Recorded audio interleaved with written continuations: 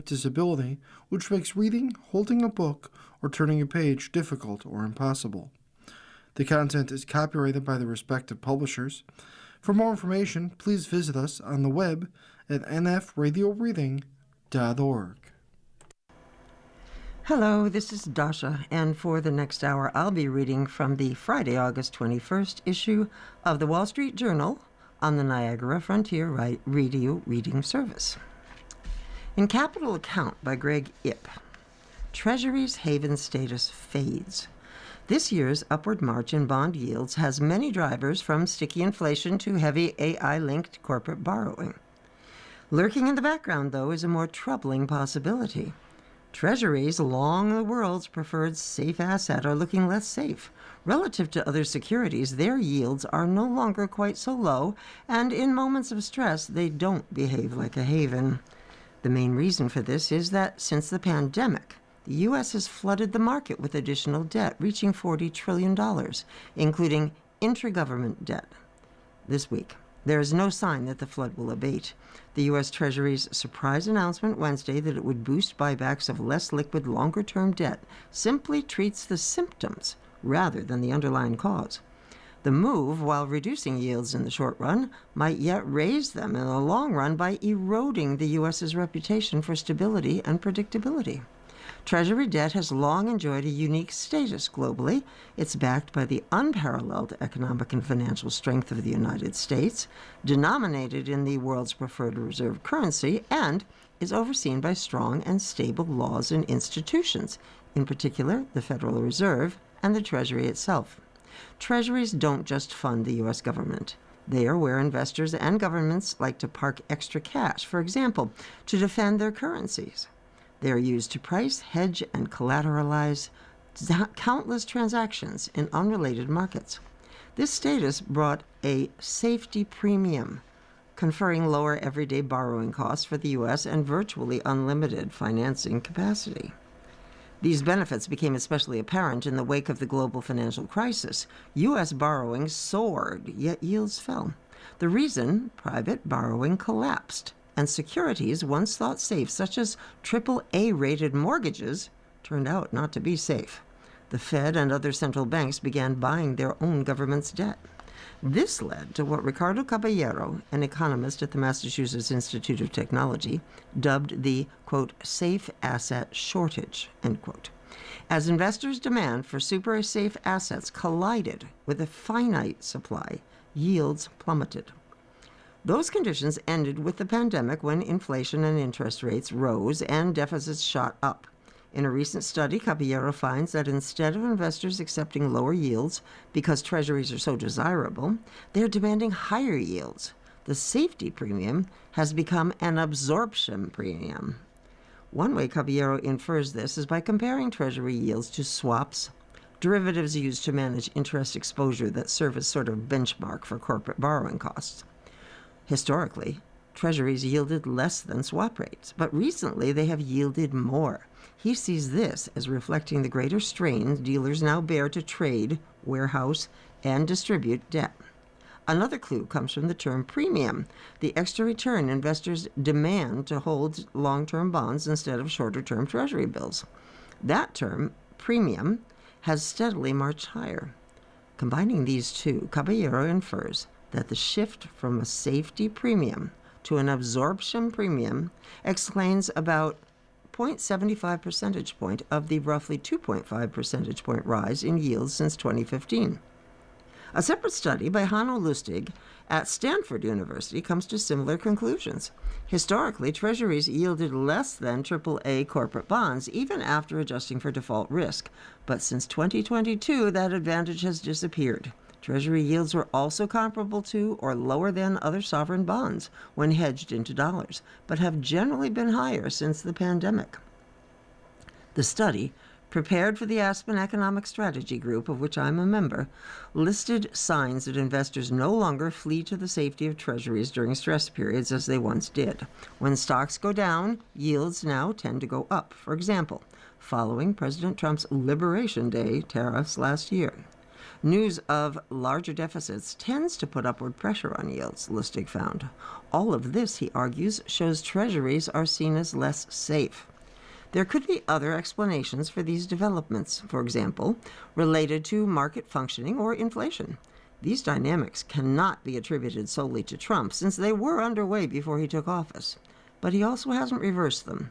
Early on, Treasury Secretary Scott Bessent said Trump's priority was lower bond yields, which influence mortgage rates. This, he said, would be achieved through increased energy production that reduces inflation, AI-driven productivity, and a lower budget deficit, which was $1.8 trillion in fiscal 2024. Instead, the Iran war has driven up energy prices and inflation. Meanwhile, the Congressional Budget Office projects the deficit will reach $2.1 trillion this year. As a share of gross domestic product, that is double the 3% target Bessent once envisioned. At the same time, corporations will issue a record $1.9 trillion in investment-grade debt this year, much of it to finance the AI build-out, according to Barclays. All of this has pushed bond yields higher instead of lower. So, rather than address the fundamentals behind higher yields, Bessent has turned to fiddling with the bond market itself. Rather than expand bond auctions, he is financing the deficit with more Treasury bills and hinted that auctions of some bonds might actually shrink. He intervened to boost the Japanese yen to keep Japanese interest rates from rising and spilling into the U.S., while suggesting Japan borrow from the Fed to finance yen buying without selling treasuries. Since the 1970s, Democratic and Republican Treasury departments alike have sought to make debt issuance regular and predictable, rather than trying to time the market. Bond sales were detailed at quarterly refundings. Buybacks, launched in 2024 to improve liquidity and little-traded issues, were similarly scheduled at the same time. Bessent has also endorsed regular and predictable, yet departed from it in announcing the buyback Wednesday, just 2 weeks after the last quarterly refunding. The buyback caught investors offside and thus achieved its short-term goal. Yields fell, but such progress might not be sustained. If issuance and buybacks are no longer regular or predictable, bonds might become more volatile. Investors might demand a higher yield to account for this extra unpredictability, said Blake Gwynn, head of U.S. rates strategy at RBC Capital Markets. By shifting from bonds to bills, Treasury faces more rollover risk, the chance that interest rates will have risen when that debt must be refinanced. However, that might be a problem for a future Treasury Secretary. U.S. leading indicators signal growth. U.S. leading economic indicators edged higher in July as everything except consumer expectations took a turn for the better, indicating moderate growth could be coming. The leading economic index, published by research group The Conference Board, rose by 0.2% to 99.5, following an upwardly revised 0.1% decrease in June. The index's 6-month growth rate is now positive, rising 0.2% between January and July, which is a sharp reversal from the 1.3% contraction from the prior 6 months, the Conference Board said. This is the first time in 4 years that the LEI's 6-month growth rate has turned positive, which suggests some moderate growth ahead, according to Justina Zabinska-Lamonica, a senior manager at the Conference Board. This was by Dean Seal. Jessica Kawachi offers manufacturing in Philadelphia area expands. Manufacturing activity in the Philadelphia area continued to expand past expectations this month, according to a survey from the Philly Fed. In the Reserve Bank's Manufacturing Business Outlook survey, the current activity index rose to 47.4 in August from 41.4 in July. A reading above zero indicates that an increase in business activity. Economists polled by the Wall Street Journal were expecting a reading of 25. The current new orders and shipments indexes both declined, but remained above their long-run non-recession averages, the report said. Price increases were less widespread this month, but both price indexes remained elevated, the survey said. The prices paid index fell 13 points to 40.9 in August. The current prices received index also declined. The employment index rose 18 points to 27.9, its highest reading since April 2022. The survey covers businesses in the Philly Feds district, which includes Delaware and parts of eastern Pennsylvania and southern New Jersey. Again from Dean Seal, we have jobless claims pull back after recent run-up. U.S. jobless claims eased lower last week after climbing for nearly a month. The number of people who filed for unemployment benefits was 206,000 in the week through August 15th, 6,000 lower than the upwardly revised 206,000,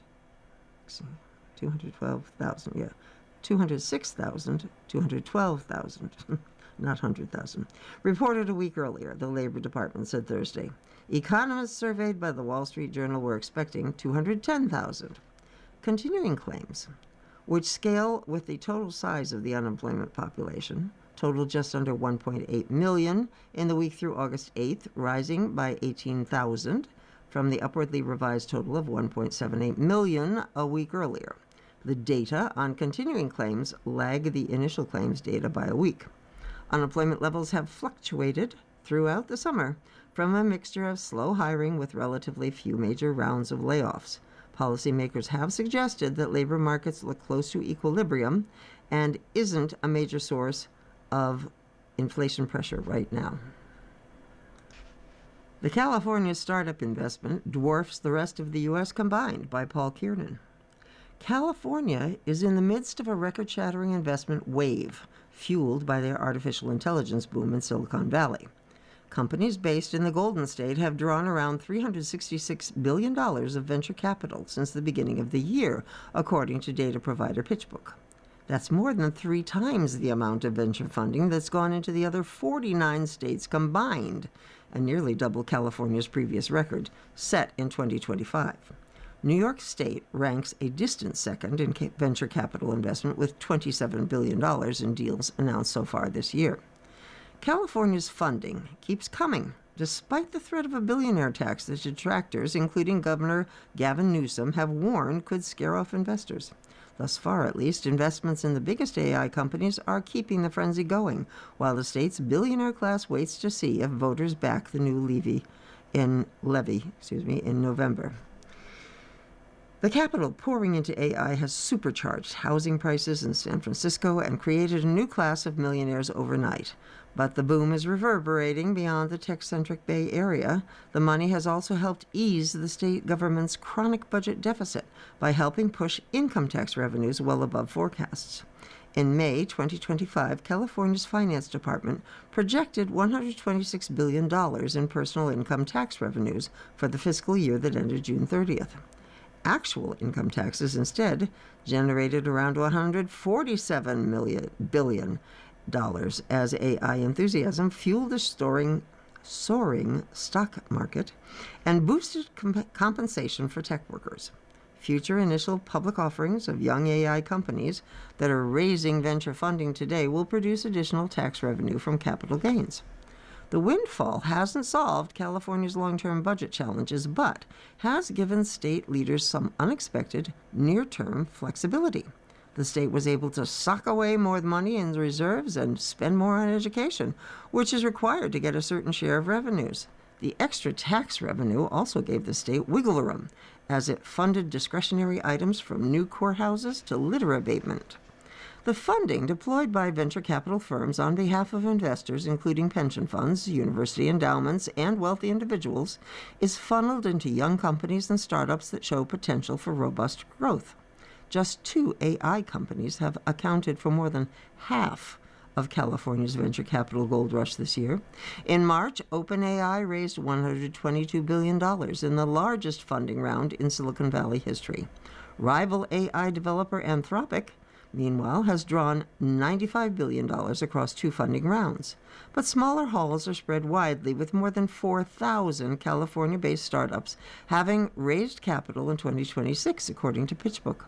In addition to AI companies, some of the more recent deals include a $1.37 billion funding round announced on August 6th by Torrance-based defense manufacturing startup Hadrian Automation, as well as a $545 million raise by live commerce platform Whatnot on August 7th. New technologies often agglomerate or cluster in a specific geographic region, whether it's the auto industry in Detroit, the movie business in Los Angeles, or previous tech booms in the Bay Area. But the latest concentration of AI investment in Silicon Valley is particularly extreme, said Enrico Moretti, a University of California at Berkeley economist who has studied the geography of jobs. It's an amount of agglomeration that surpasses even previous waves, Moretti said. The phenomenon, he said, reflects the extraordinary returns to creativity and innovation, which research suggests can be bolstered by people working in proximity to one another and sharing ideas. A thick labor market of workers with specialized skills and firms that need them also helps, Moretti said. You're listening to a reading of articles and features from the Wall Street Journal on the Niagara Frontier Radio Reading Service. Taking a look at the opinion page, Thomas Beck, a former executive with HCA Healthcare, also served as an advisor to both Trump presidential transitions and as a consultant to the Department of Government Efficiency, has offered the Medicare for All math doesn't add up. The notion of a Medicare for All system is enjoying a revival. Democratic primary victories by candidates who champion single-payer health care, most notably U.S. Senate candidates Abdul El-Sayed in Michigan and Peggy Flanagan in Minnesota, have pushed the proposal back into the health care debate. What these candidates fail to understand, or refuse to acknowledge, is that applying Medicare payment rates to all services provided to all patients would destroy the American healthcare system. The debate usually centers on taxes and the role of government, but there is a more fundamental question. Could America's hospitals survive if every patient were reimbursed at Medicare rates? The answer is no. This isn't ideology, it's math. Congress's Medicare Payment Advisory Commission estimates that hospitals lost about 12 cents on every Medicare dollar they received in 2024 and projects Medicare margins will remain roughly 10% below the break-even point in 2026. Those losses are sustainable only because Medicare is one part of a mixed-payer system. The other main part is commercial insurance. A 2024 RAND study found that private insurers paid hospital, on average, more than 2.5 times Medicare rates.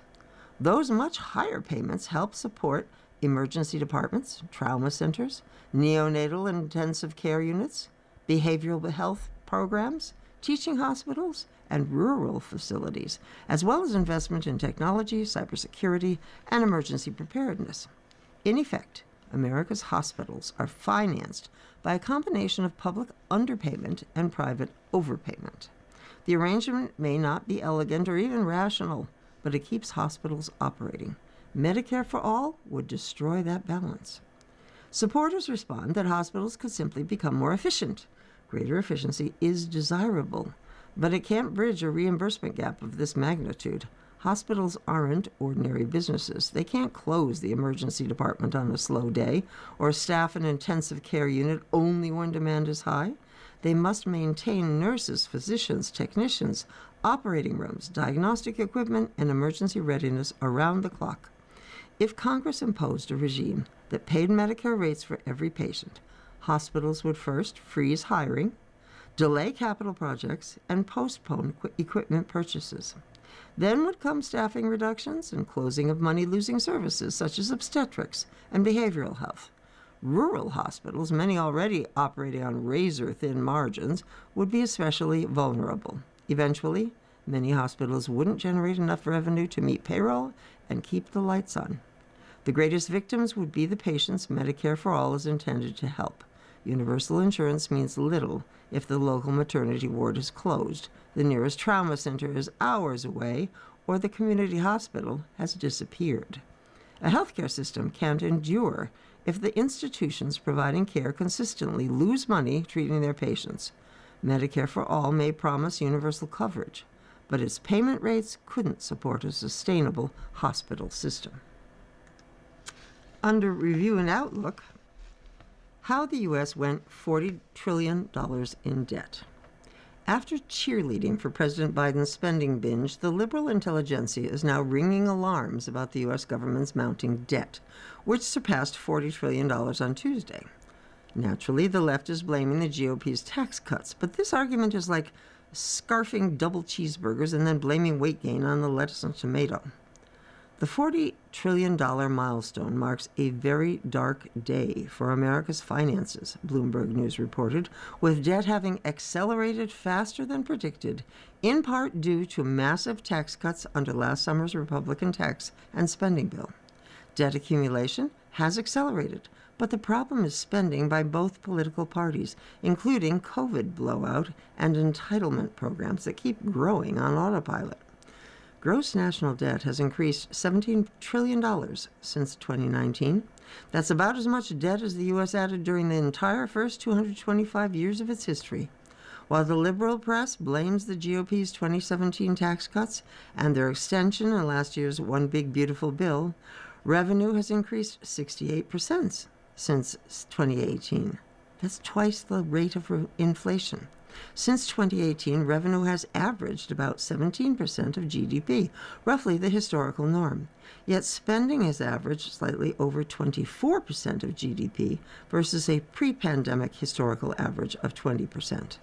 Congress's initial COVID relief bill in March 2020 might have been warranted to help mitigate the lockdown's economic damage, but many provisions, such as extra Medicaid and food stamp allotments, didn't lapse until 2023. A bipartisan Congress piled on more spending that December. Then, after Democrats took over Congress, they fired off another round in March 2021, even though the economy had mostly recovered. Then came the bipartisan infrastructure bonanza, followed by a pork-laden bill to subsidize computer chips, and, to top it off, a climate extravaganza the Democrats hilariously named the Inflation Reduction Act. This largesse has cost more than the Congressional Budget Office originally estimated. Even so, the biggest contributors to soaring deficits fall under the category of mandatory spending, including Medicaid, Medicare, Social Security, veteran benefits, and Obamacare subsidies. All of this is finally getting noticed now that the government has to pay higher interest rates. U.S. debt service payments totaled $963 billion during the first 10 months of this fiscal year. That's $200 billion more than spending on defense, and it's even slightly more than Medicare. Republicans in last year's tax bill made modest reforms to Medicaid, food stamps, and student loans, and they also rolled back some green energy subsidies. Alas, these changes don't go far enough, and the GOP has shrunk from making bigger reforms. The press is playing up the $40 trillion milestone and rising interest rates to scare Republicans off further tax cuts, to give the economy a supply-side boost, and to justify tax increases when Democrats next control Congress. President Trump's advisors are reportedly noodling with the good idea of adjusting capital gains for inflation. But the policy answer on the debt is spending restraint, and one reason yields on long-term treasuries might be going up is that investors have concluded that neither party intends to quit the double cheeseburgers.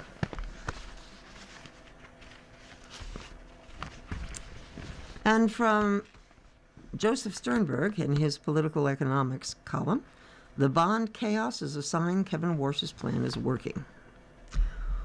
What an exciting week for bond markets isn't generally a phrase one wants to hear, but here we are. Yields on U.S. Treasuries surged on Monday and Tuesday, especially at longer end, with the 30-year briefly hitting a level last seen in 2007. Yields fell back down again on Wednesday after Treasury Secretary Scott Bessent announced an intervention. Starting next month, Treasury will accelerate its buyback of longer-dated bonds and issue shorter-term debt instead. One of the sillier interpretations of these events is that somehow Federal Reserve Chairman Kevin Warsh is failing at his new job. In this telling, an excess of dovishness is causing long yields to rise in expectation of future inflation. Meanwhile, Mr. Bessent's intervention supposedly is a repudiation of Mr. Warsh's determination to keep government hands off the bond market. Something much more interesting is afoot. The most convincing explanation for the surge in yields is an uptick in expectations for future economic growth. This is manifested by the willingness of tech companies to bid up interest rates as they borrow to invest in artificial intelligence.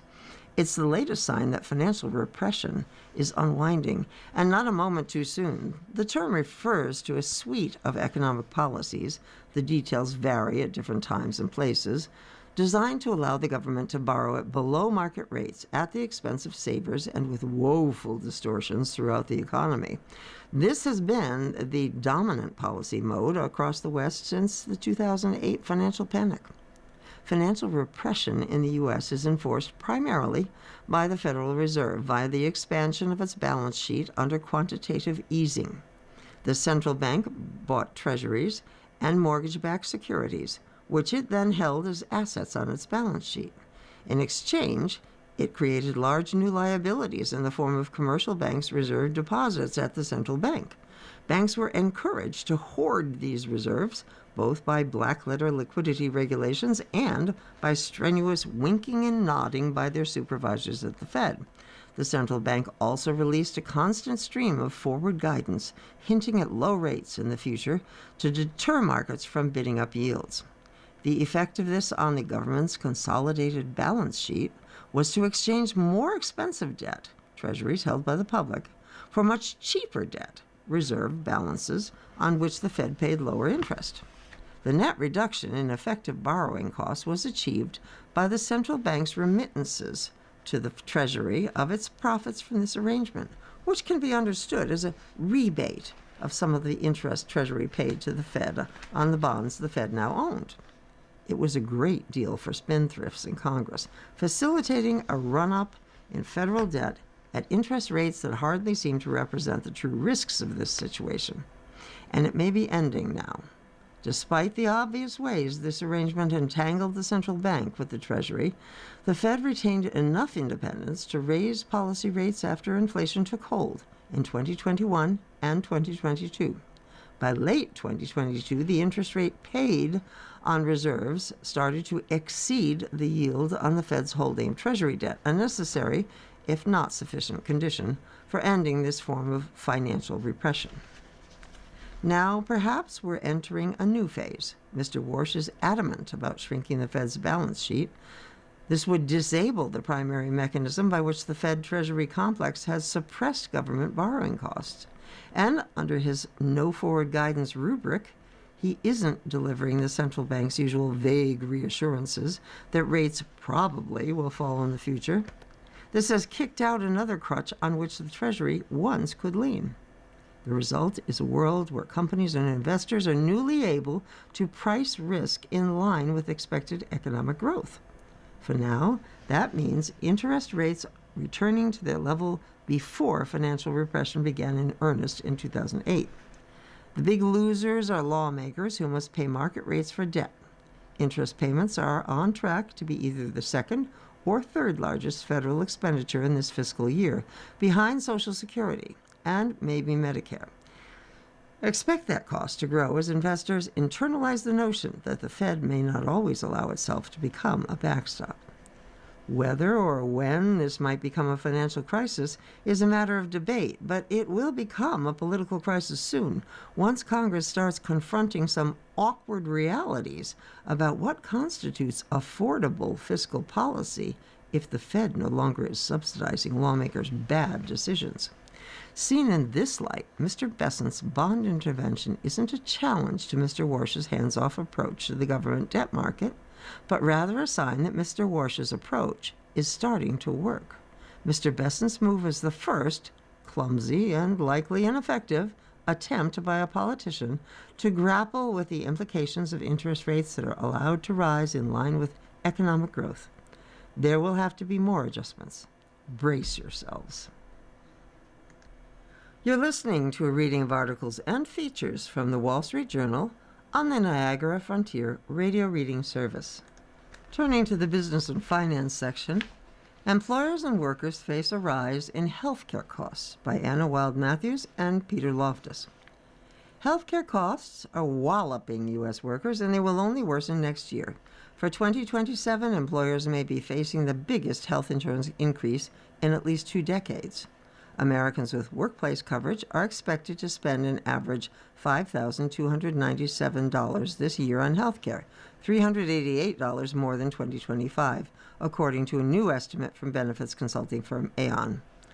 The spending represents a combination of payroll deductions for premiums and out-of-pocket charges like deductibles and copays.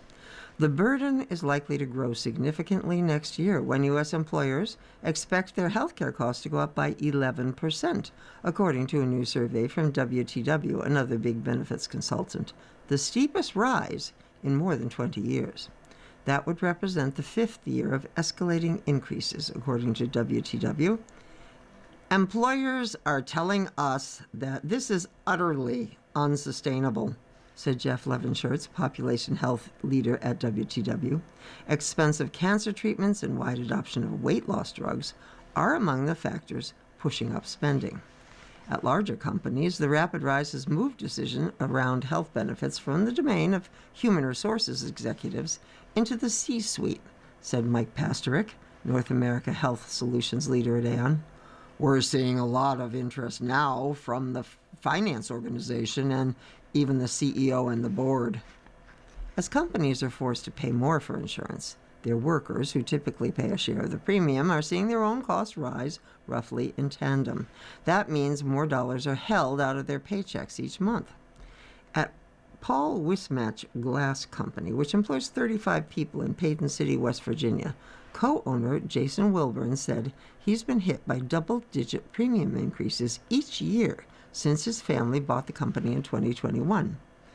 Health insurance expenses are now consume about 5% of the firm's revenue, more than its profit margin. This year, the company raised the bi-weekly payroll deduction for a single worker to $50 from $40. Though the employer is still paying about 90% of the total premium, a few workers decided to drop their coverage when their costs went up. It's frustrating and sad, Wilburn said. Something's got to change. Americans are paying more out of pocket for health care in the form of deductibles, copayments, and coinsurance, as well as expenses not covered by their insurance, according to federal data. Health care spending recently has risen more quickly than income, said Michael Chernew, a healthcare policy professor at Harvard Medical School. The accelerating increase in health insurance costs and workers' expenses is fueled by a variety of factors, according to benefits consultants and insurers. Hospitals have been able to win price increases and are increasingly using artificial intelligence tools to boost their billing, leading to higher payments. Workers are also using more medical services and taking high-cost drugs for an array of conditions. Among the major causes for rising costs are cancer treatments and the popular diabetes and weight loss drugs known as GLP-1s. Employee utilization of GLP-1 drugs for weight loss grew 75% in 2025 across Aon's clients, the firm said. In business news, Starbucks plans more layoffs, by Heather Haddon. Starbucks will lay off more than 200 corporate staff, continuing a strategy to tighten its operations 2 years into a turnaround effort pursued by Chief Executive Brian Niccol.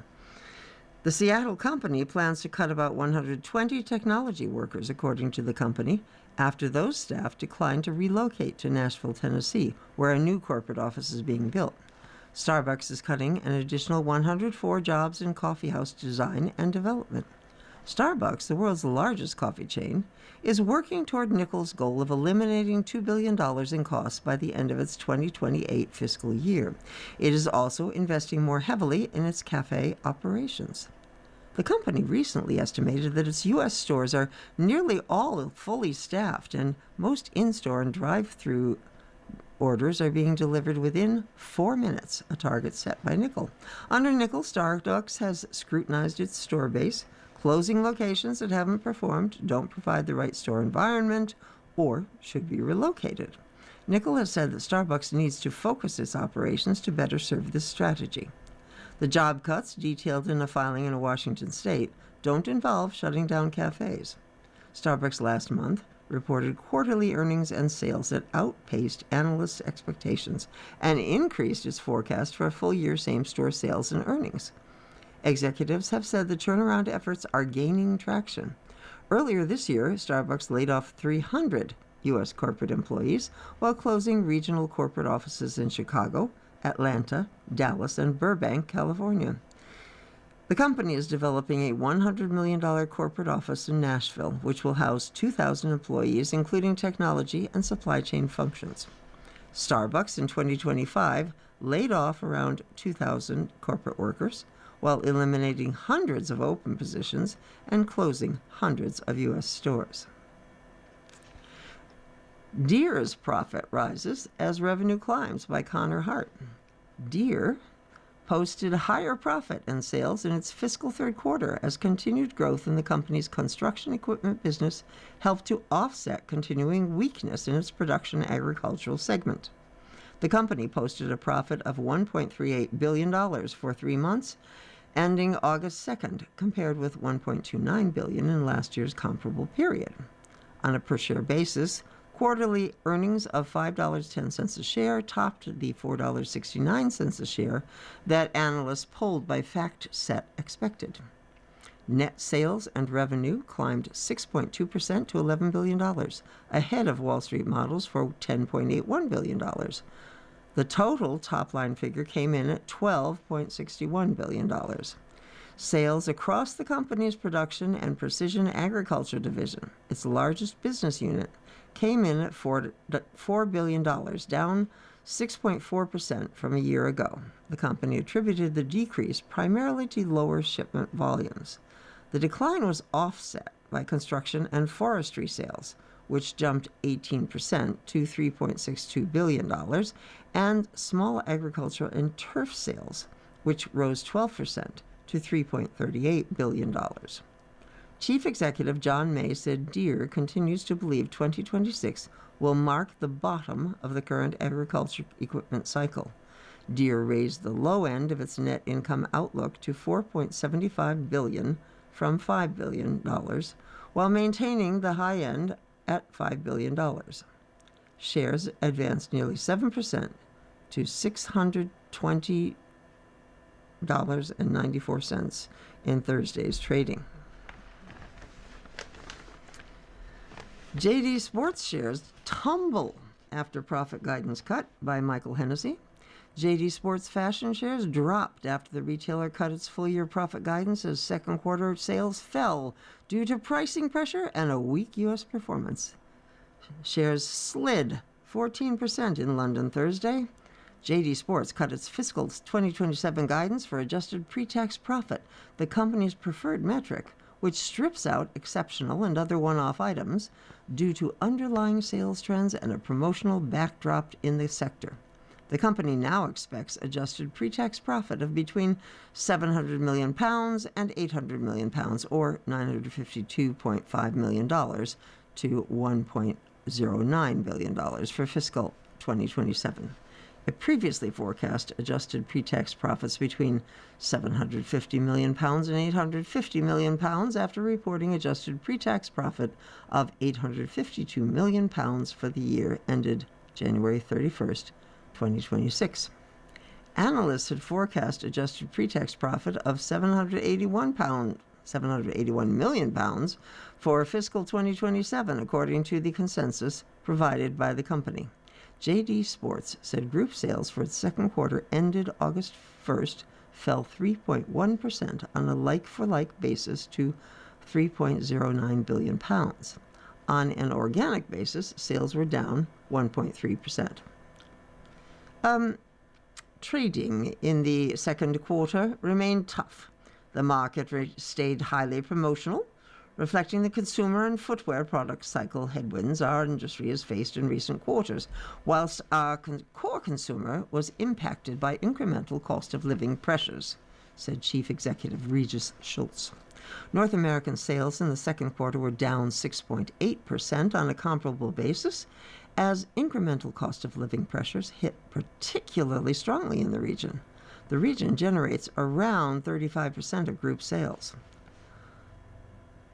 North America sales performance reflects weaker customer sentiment, a slower quarter for high heat footwear product, and deferred back-to-school demand from July into the first half of August, the company said. Sales for the U.S. were notably weaker than expected, partly due to a soft performance for retail chain Finish Line, Bernstein analysts noted.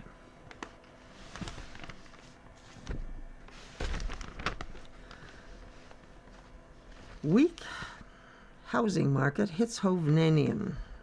Hovnanian Enterprises, this is by Connor Hart, continues to cope with a stagnant housing market, plagued by cautious consumers who are too anxious to buy new homes. World events, as well as high mortgage rates, high gas prices, inflation, and other factors, have caused potential homebuyers to hesitate, Chief Executive Ara Hovnanian said on a call with analysts Thursday. The hesitancy has forced the home builder to offer expensive incentives to spur sales, cutting into its bottom line and prompting the company to post its second consecutive quarterly loss. Contracts also declined, hurting its top line as well. Shares tumbled 7.5% to $118.13 in Thursday's trading. Despite the drop, the stock is up 21% in the year to date. Other home builders are feeling the pressure too. Toll Brothers, a luxury home builder, earlier this week reported lower sales in the latest quarter as it delivered fewer homes, and Lennar in June cut its full-year deliveries outlook after it similarly reported declining revenue. Hovnanian said underlying demand for housing remains strong, noting that the company's website continues to see solid traffic and that consumers continue to tour its communities. However, Hovnanian Enterprises is having a hard time converting interest into home sales. Compared with last year's third quarter, our results continue to reflect the reality of a housing market operating under substantially higher mortgage rates, elevated incentives, and concern about global instability, Hovnanian said. Quarterly contracts declined roughly 4% to 1,359 homes. The decrease in contracts weighed on revenue, which fell 12% to $705.7 million. The company swung to a loss of $1.8 million for its 3 months ending July 31st, from a profit of $16.6 million a year earlier. On a per-share basis, the company reported a loss of 70 cents a share, compared with earnings of $1.99 a share a year prior. While the housing market, by and large, is still heavily reliant on incentives to push new home contracts, the incentives are starting to come down. Incentive levels have declined sequentially for the past 2 quarters, Hovnanian said, even though mortgage rates have increased over the same period. In the short money and investing pieces, in the stock spotlight, shares in the crypto-related companies jumped after President Trump had a friendly meeting with digital currency leaders at the White House. Strategy gained 7.8%, Coinbase rose 7.6%, and American Bitcoin increased 7.2%. Walmart posted its weakest sales growth in over 6 years. Shares declined 9.2%. Shares closed down nearly 25% after Advance Auto Parts reported a decline in both same-store and net sales, noting fewer people were picking up DIY projects for their automobiles. Alibaba's U.S.-listed shares rose 1.3%, slightly reversing an earlier slight fall after it reported a steep drop-off in profit amid heavy investments in artificial intelligence. Coty, the beauty company, reported a bigger loss and forecast a drop in sales in the current quarter. Shares dropped 9.2%. Deere shares climbed 6.9% after the machinery maker's quarterly profit topped expectations, despite continued weakness in its large farm equipment business. Bitcoin leaps on bond intervention, crypto summit.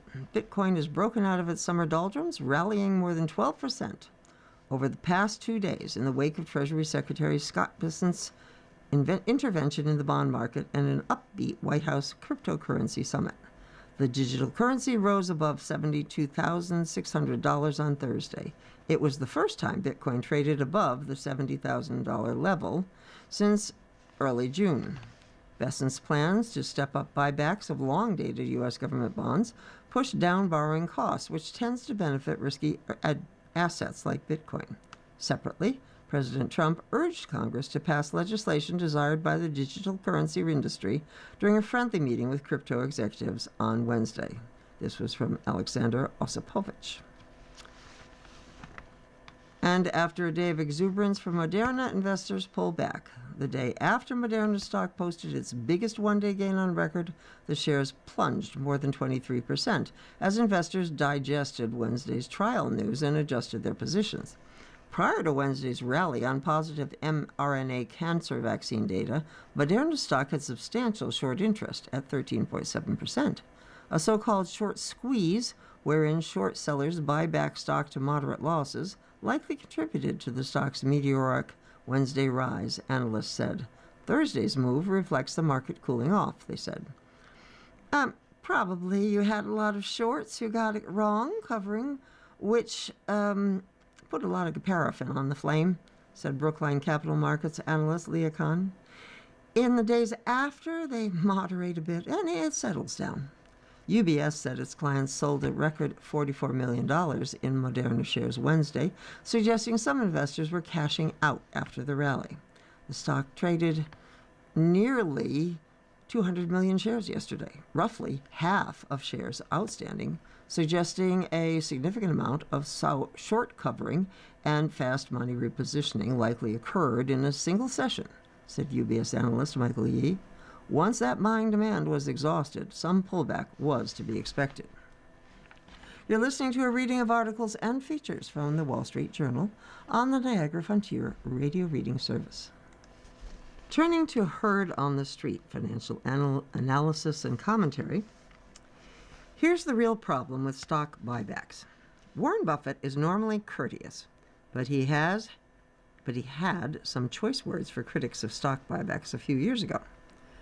When you're told that all repurchases are harmful to shareholders or to the country, or particularly beneficial CEOs, you are listening to either an economic illiterate or a silver-tongued demagogue, characters that are not mutually exclusive, he wrote.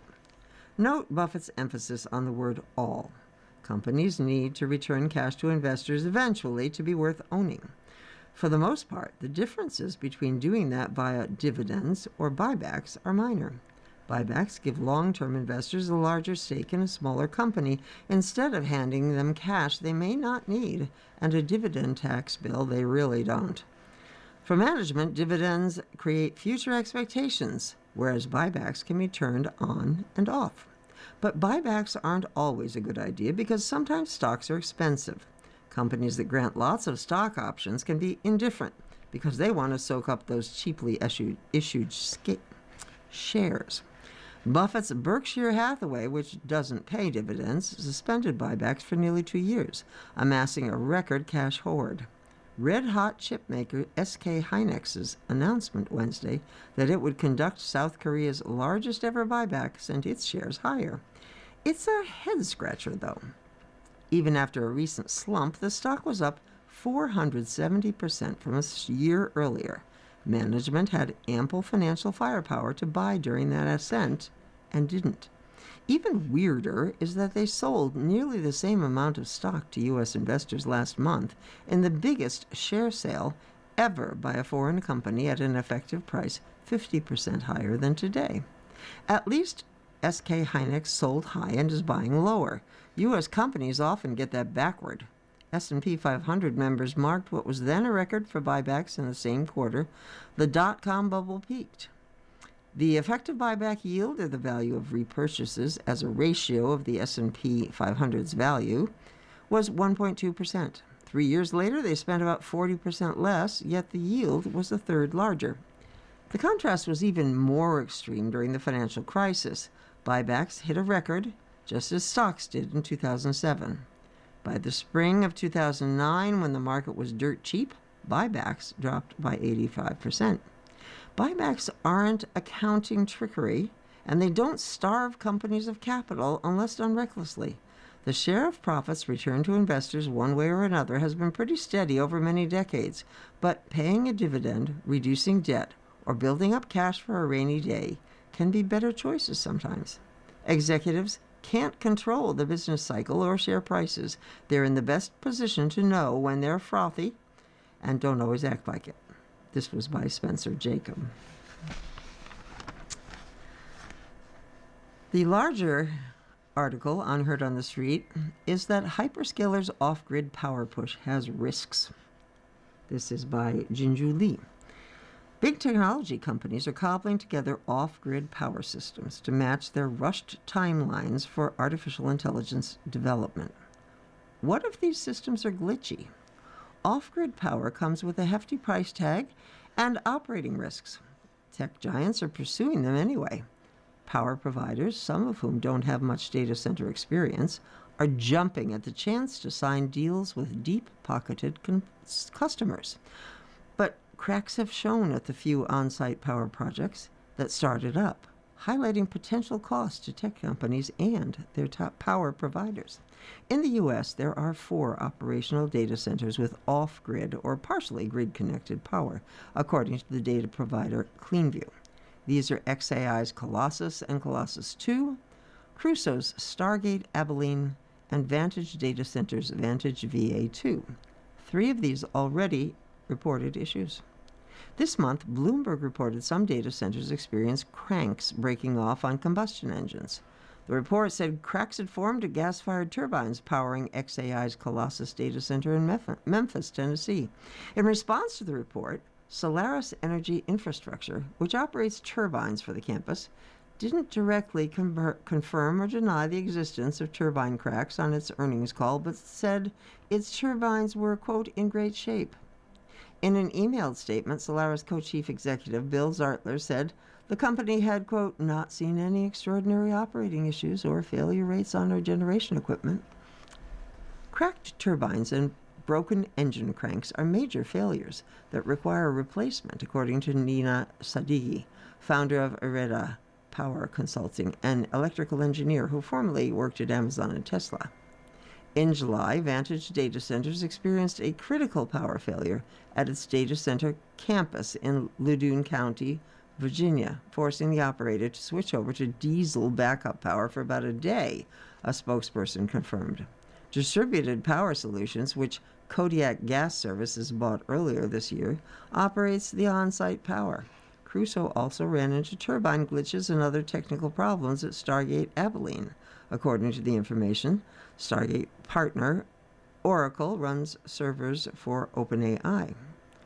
What's causing these problems? First, AI data centers' power demands can be incredibly taxing on power systems. AI workloads cause massive power demand spikes during computation and a drop-off as those computation results are gathered, according to a paper from Schneider Electric. As data centers get bigger, oscillations could reach hundreds of megawatts or even gigawatts, according to the paper. Big swings can stress and shorten the life of engines and turbines and can even cause shaft fractures, according to consulting firm Wood Mackenzie. The same problem surfaced on power grids when grid-connected data centers suddenly drop power usage. Grid operators have had to scramble to take power supply offline to make sure the sudden excess of supply doesn't damage power plants and infrastructure. Troy Patton, general manager at on-site power provider Alpha Structure, said in an interview that he spoke to a potential hyperscaler client who required a very short power response time, tens of milliseconds rather than hundreds of milliseconds, as the industry is used to. These are response times that no rotating equipment or a lithium battery has ever had to respond to, he said. Second, many off-grid power systems use a mishmash of different power equipment, depending on what was available to buy. It can be challenging to make sure all the different pieces work together. Downtime can be costly for everyone involved. Anthropic is paying xAI a monthly fee of $1.25 billion for computing capacity on Colossus and Colossus II. While the contract details aren't public, the monthly fee implies that one day's worth of outage could be worth as much as tens of millions of dollars a day, either in lost fees for xAI or the cost to Anthropic of not having that computing power. Outages can be costly for power providers. These providers typically don't get paid for electricity they fail to provide, and in some cases must pay penalties for failing to deliver, according to industry experts. They're typically on the hook for repairing and replacing broken power equipment. Siddiqui said that at one of her clients' former on-site data center power systems, a power provider had to replace equipment worth millions of dollars after a multi-day outage. Power failures are the most acute risk, but a more insidious problem is if equipment keeps degrading more quickly than expected. Higher replacement costs would hurt power providers' margins. Power providers do try to limit their maximum damages. Take Solaris Energy Infrastructure, the power provider to XAI's Colossus campuses. In its contracts, Solaris must refund the customer's fees when it fails to deliver power and must cover the cost of repairing or replacing equipment, according to a public filing. But it can't be held liable for the customer's lost revenue from that downtime.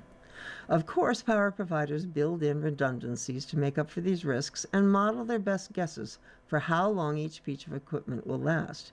It's too early to tell if these are short-term learning pains or structural issues. Nobody has enough operating history yet to say how this equipment holds up, Siddiqui said. What is clear is that these data center power loads are challenging enough to cause problems even for experienced large grid operators. The stakes are getting higher because off-grid power systems are getting bigger. Amazon is planning an AI data center campus in Pecos County, Texas, that would use natural gas-powered turbines to generate as much as 7.65 gigawatts of power, according to Cleanville. That is equivalent to 7 or 8 nuclear power plants. If these off-grid glitches are fixable learning pains, then power providers might only take a slight hit on their margins. But at worst, it could lead to losses and a drying up of data center business if hyperscalers scrap their off-grid power plants. At least hyperscalers have highly profitable business models and strong balance sheets. Many of these new power providers don't. In addition to early players such as Solaris and VoltaGrid, many companies in the oil and gas industry, including Liberty Energy, Williams, Atlas Energy Solutions, and Kodiak Gas Services, announced business units that will provide on-site power for data centers. Investors are willing to pay up for those with contracts. Solaris, which signed on 2 additional customers after XAI, fetches an enterprise value that is 10 times forward earnings before interest, taxes, depreciation, and amortization, 19% higher than its oilfield service peer group. Tech customers' contracts are enticing indeed. But investors need to keep in mind that off-grid power at this scale is still an experiment. Technical challenges today can turn into financial problems in the future. You've been listening to a reading of articles and features from the August 21st issue of the Wall Street Journal. We read from the Wall Street Journal every Monday through Thursday at 11 p.m. and Friday at 6 p.m. Your reader has been Dasha. Thank you for listening. Coming up next in the Niagara Frontier Radio Reading Service, we have the Buffalo Criterion. At 8 o'clock, we have the New York Times. And at 9 o'clock, we have Discover Magazine. Stay with us for these readings and more.